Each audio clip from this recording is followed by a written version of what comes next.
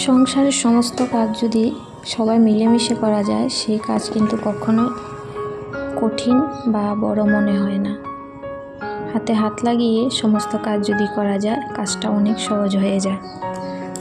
তো নিরামিষের দিনে একটু ঝাপটাঝাপটি হয়ে যায় সকালবেলা, তো কেউ যদি একটু হাতটা বাটিয়ে দেয় অনেক কিছু সহজ হয়। তো অনেকটা হেল্প করে দিয়েছিল, সকাল থেকে আটাটা মেখে সবগুলো করে দিয়েছে, তারপরে আমি বেলে সবাইকে টিফিন দিয়ে দিয়েছিলাম।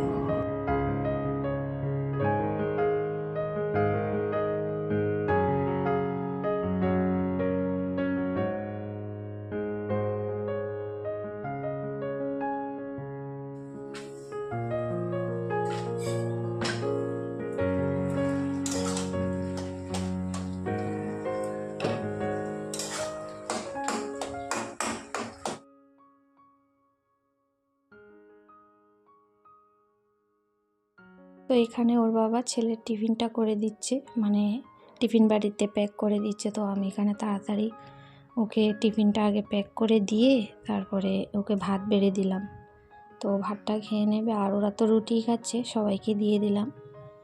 তো তাড়াহুড়া করে এখন ওদেরকে আগে দিয়েছি, তারপর বাবুকে দেবো আর আমি খাবো। আর তাড়াহুড়া করতে গিয়ে দেখো একটা রুটি জ্বলে গিয়েছে, তো কিচ্ছু হবে না, আমি খেয়ে নেবো এটা। আর ছোটো ছেলের জন্য বেড়ে নিলাম। তো এই সকালবেলা একটু তাড়াহুড়ার জন্য নিজেও খেতে পারি না ঠিক মতো করে। Hello viewers, good morning, welcome back to my channel. তো আমরা সবাই ভালো আছি, আশা করছি তোমরাও সবাই ভালো আছো। তো আজকে আরেকটা নতুন সকাল তোমাদের সাথে শেয়ার করব। সারাদিন কি করছি না করছি অবশ্যই আমার পাশে থেকো। তো আজকে হলো শুক্রবার, আর ভিডিও কিন্তু সকাল থেকে শুরু করে দিয়েছি। তো এখন তোমাদের সবাইকে স্বাগত জানাচ্ছি। তো চলো আজকের দিনটা শুরু করি। তো এই হয়েছে সবজি আর আমার টিফিন। চলো ব্রেকফাস্টটা করে নিই। আর আজকে রান্না কিন্তু আমার এখনও শেষ হয়নি, রান্না বাকি আছে আরও। তো শুধু বেগুন ভাজা আর ডাল ভাত করেছি। ছেলে খেয়ে চলে গেছে, মানে ওর বাবা নিয়ে গেছে টিউশন থেকে তারপর যাবে হচ্ছে স্কুল। তো একবারে ভাত খেয়ে টিফিন নিয়ে চলে গেছে। তো চলো এখন টিফিনটা খাই। তো রেসিপি কুইন 1 চ্যানেলের দিদিভাই বলেছিল যে রুটিটাকে মানে গ্যাসের চুলায় না সেঁকতে। তো আমিও চেষ্টা করি মাথায় রাখার জন্য, কিন্তু মাঝে মাঝে কী হয় তাড়াতাড়ি করতে গিয়ে না, তো গ্যাসের চুলায় ছেঁকে ফেলি, তো সেটা আর মাথায় থাকে না। তো আজকে বানাইনি, ছেলে আবার তেল বা ঘি দিয়ে খেতে চায় না, তো সেই রকম মানে তেল ছাড়াই খায় রুটি, তো তাওয়ার মধ্যে করে দিয়েছি। আর আপনাকে অসংখ্য ধন্যবাদ আমাকে এটা বলার জন্য।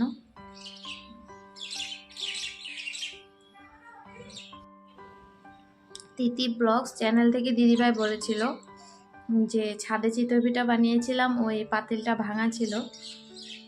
তো ওটা ভাঙা কয়েকদিন আগে থেকেই ছিল। আর ভাঙা জিনিস সত্যি ঘরে রাখা ভালো না। তো অনেক ধন্যবাদ দিদিভাই তোমাকে এই কথাটা বলার জন্য। আর আসলে কি জানো তো, ওইটা মানে ছাদের উপরেই থাকে, এটা ঘরে কখনো নিয়ে আসি না।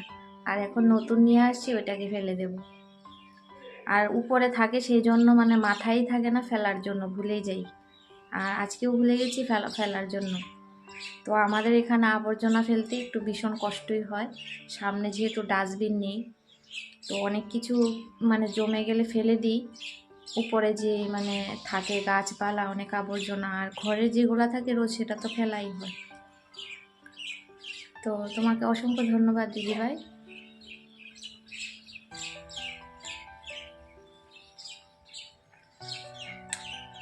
তো অনেকের জানা মতো পরামর্শ দেয়, সেটা ভালোর জন্যই বলো তোমরা আমাকে, আর সেটা দেখে আমারও খুব ভালো লাগে।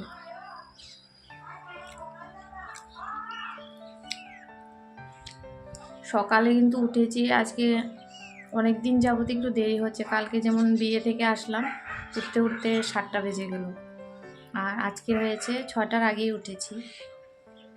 উঠলেও কাজ বলো তো কি শেষ হতে চায় না। আর ওর বাবাও অনেক আমাকে হেল্প করে দিয়েছে আজকে। ও ডাল ভাতের ইয়েটা বসিয়ে দিল, তারপর আটাটা মেখে দিয়েছিল আমাকে। আর না হলে না নিরামিষের দিন সোমবার আর শুক্রবার অনেকটাই কষ্ট হয় আমার, মানে একা হাতে তাড়াতাড়ি করে রুটি সবজি করে ডাল ভাত করে দিতে হয় ওকে, মানে ভাতটা তো অন্তত খেয়ে যায়। তারপর হচ্ছে সবাইকে চা করে দিলাম, ওর টিচার আসলো ঘরে পড়াতে, ওনাকে দিলাম। তারপর শ্বশুর মশাই ছিল, ওর বাবা ছিল, ওদেরকে চা করে দিয়েছি।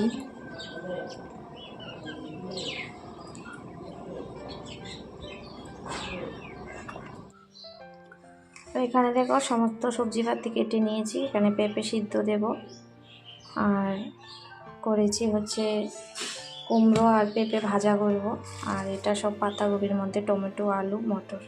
তো চলো রান্নাটা সারি তাড়াতাড়ি।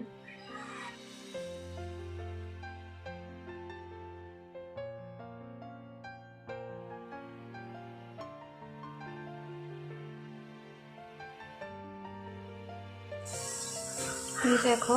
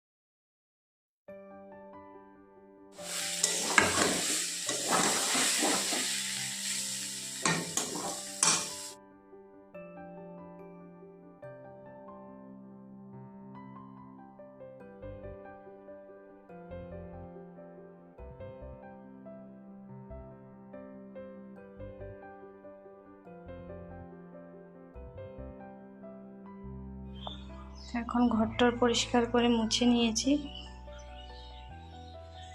কাপড় ধুয়েছি, কটা কাপড় দেবো। আর এই দেখো এখন বেলা বাজে 1টা।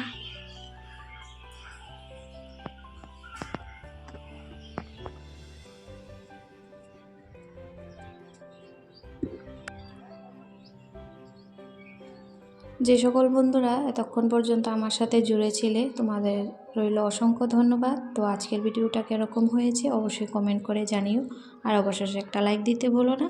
আজকে এটুকুই, আবারও ফিরে আসবো নতুন একটা ব্লগে। ততক্ষণ পর্যন্ত সবাই খুব ভালো থেকো, সুস্থ থেকো।